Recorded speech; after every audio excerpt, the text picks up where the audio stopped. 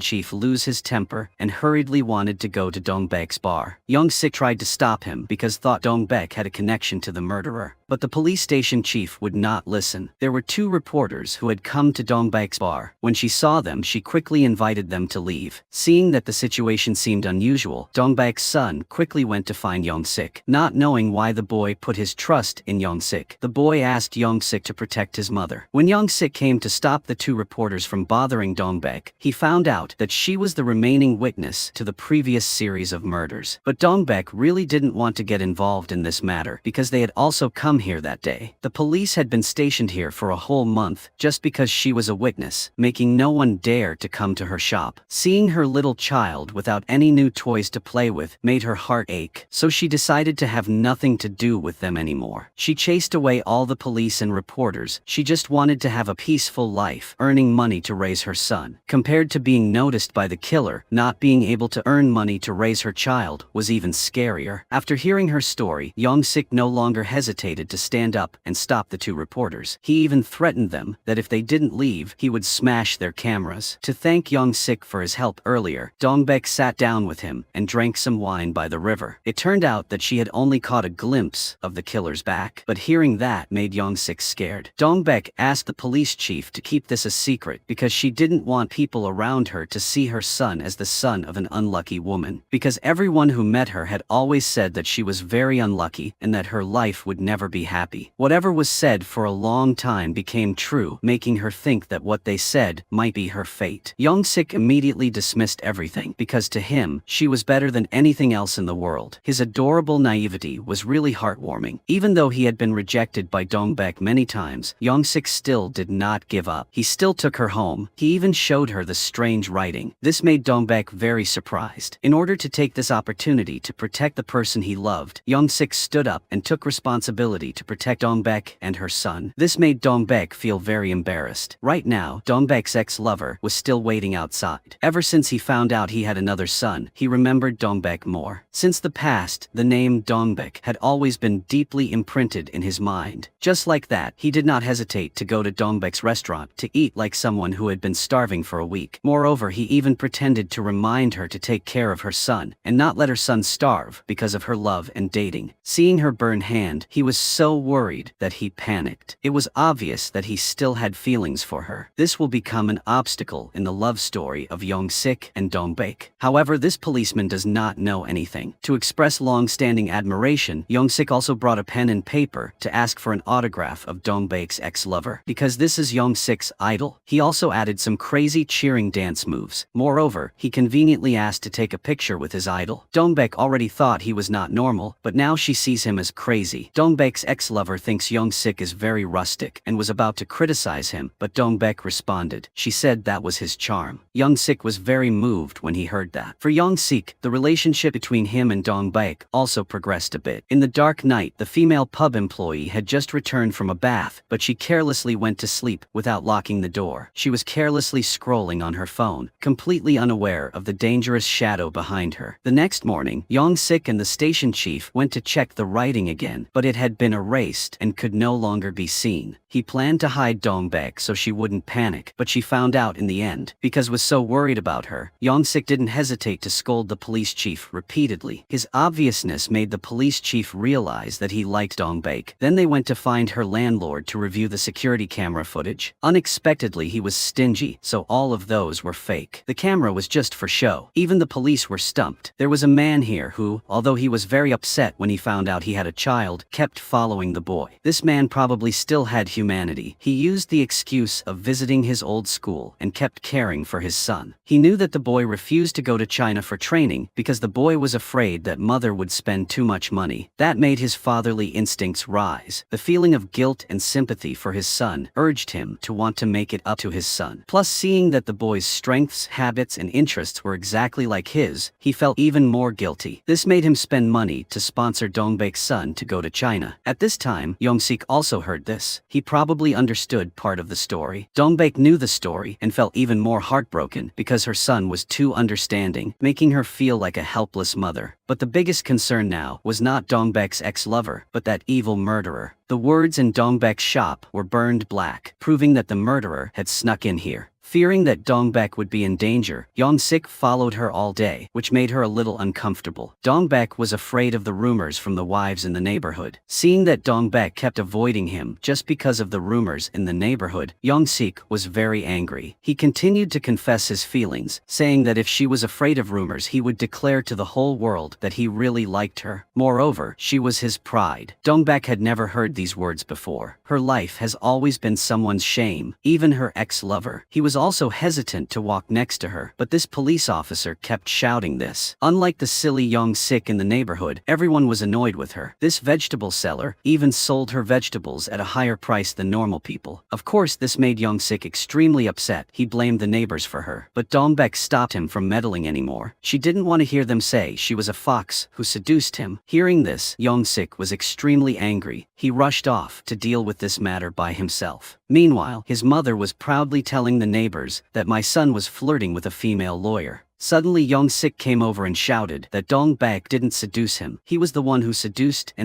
her. Even though these women told him to stop and run away, Young-sik didn't understand. He shouted even louder that the person he liked was Dongbek. At this time, Young-sik's mother also came out, surprising both him and Dongbek. Only now did Dongbek know that her first and only friend was Young-sik's mother. Only after his stupid confession did he have to endure his mother's anger. Dongbek felt that she had lost her rare friend, so she sat down and drank alone sadly. Unexpectedly, her ex-lover came over at this time, and he questioned her why she opened a pub. Dongbek remembered when she was still living with him. Because of his compliments, she chose to open a pub. Selling a bottle of wine made her 3,000 won. To earn money to raise her child, she would do any lowly job. This made him even more heartbroken, and it could be seen that he truly loved her. And he sincerely hopes that she can live better than she does now, because she deserves a better life. He was feeling sad at the door of the pub when he accidentally met Young-sik again. Seeing Young-sik, he warned Young-sik not to tease Dongbek anymore. This made Young-sik a little upset. Going inside, Young-sik saw Dongbek was very sad. She told him that she felt very ashamed. When she was in school, she was the only orphan. Now she is also the only single mother in this town. She had a failed life when her son had to worry about 480,000 won. Dongbek felt humiliated. Hearing these things, Young-sik was very heartbroken. He kept cheering her up. Thanks to Young-sik's comforting words, Dongbek could no longer hold back and burst into tears. No one had ever said those words to her before. She had no faith in anyone. Young-sik said that he was different from her lover. He would never let her and her son cry. Young-sik's heartfelt confession really touched Dongbek's heart. She said that if he kept doing that, she would like him. What should she do then? At this moment, Young-sik was so agitated that he couldn't say anything. Maybe in real life, there really is someone who is willing to become a miracle for another person. It was very difficult for Young-sik to confess to Dongbek, and their relationship